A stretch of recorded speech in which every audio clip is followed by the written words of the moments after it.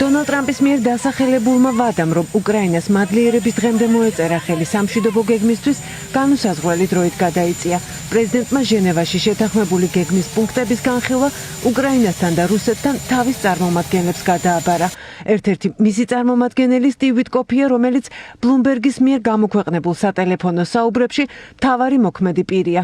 გამოცემამ ვიტკოფისა და პუტინის თანაშემწის იური უშაკოვის საუბრის ტექსტი გაასაჯაროვა, სადაც ის რუს კოლეგას ეუბნება, რომ უნდა იმუშავონ ერთად ცეცხლის შეწყვეტის გეგმაზე და ეს საკითხი პუტინმა ტრამპთან კომუნიკაციისას უნდა წამოწიოს.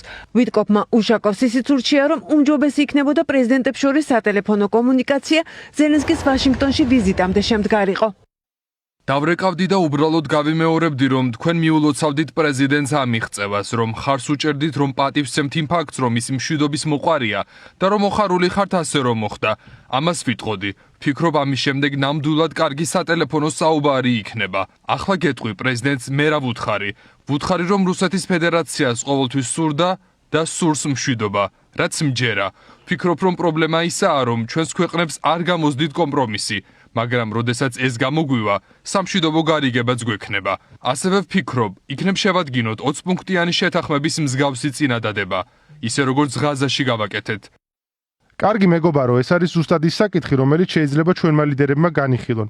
თანახმავა, რომ მან მიულოცოს. ის იტყვის, რომ პრეზიდენტი ტრამპი ნამდვილად მშვიდობის მოყვარია და ასე შემდეგ.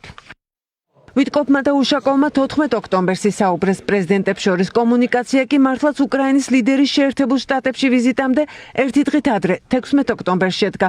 ამას მოყვა 28 პუნქტიანი სამშვიდობო გეგმის შეთავაზება კიევისთვის, რომელშიც რუსეთისთვის მისაღები, უკრაინისთვის კი კაპიტულაციის ტოლფასი პირობები იყო გაწერილი.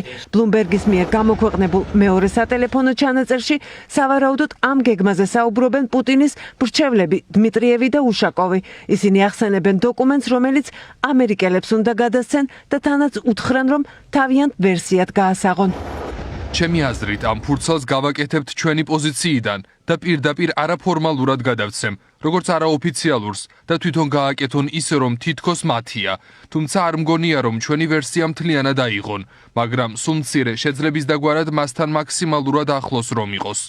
ამ ფონზე სააგენტო როიტერს სამაწყარომ დაუდასტურა, რომ 28 პუნქტიანი გეგმა ვაშინგტონში რუსების მიერ მომზადებული დოკუმენტის საფუძველზე შეიმუშავეს. ჩანაწერების გავრცელების შემდეგ დონალდ ტრამპს რესპუბლიკელებმა ვიტკოფის თანამდებობიდან გათავისუფლებისკენ მოუწოდეს, თუმცა პრეზიდენტის საუბრებში უჩვეულოს ვერაფერს ხედავს. ეს მოლაპარაკებების სტანდარტული მუშაობის ფორმაა. უნდა უთხრა, მოусმინეთ, ისინი ამას ითხოვენ. თქვენ კი ამაში უნდა დაარწმუნოთ. არ მომისმენია, მაგრამ რაც გავიგე, ჩვეულებრივი მოლაპარაკებაა. და წარმოიდგინეთ, იგივე უთხრა უკრაინასაც, რადგან თვითოულ მხარეს რაღაცის დათმობა და რაღაცის მიღება უწევს. სტივ ვიტკოფს საუბრების გასაჯაროებაზე კომენტარი არ გაუკეთებია. კირილ დმიტრიევმა კი მას ფეიკი უწოდა. მისგან განსხვავებით ჩანაწერების ნამდვილობა არ უარყვია იური უშაკოვს. გაირკვა ისიც, რომ მრჩევლები მოსკოვიდან და ვაშინგტონიდან ერთმანეთს WhatsApp-ის აპლიკაციით ელაპარაკებოდნენ, რომელიც რუსეთში აკრძალულია. ხშირად საუბრობ ვიტკოფთან, მაგრამ საუბრის შინაარსზე კომენტარს არ ვაკეთებ. რა დმიტრიევი, თქვენთანაც და ნებისმიერთანაც შემიძლია ტელეფონით.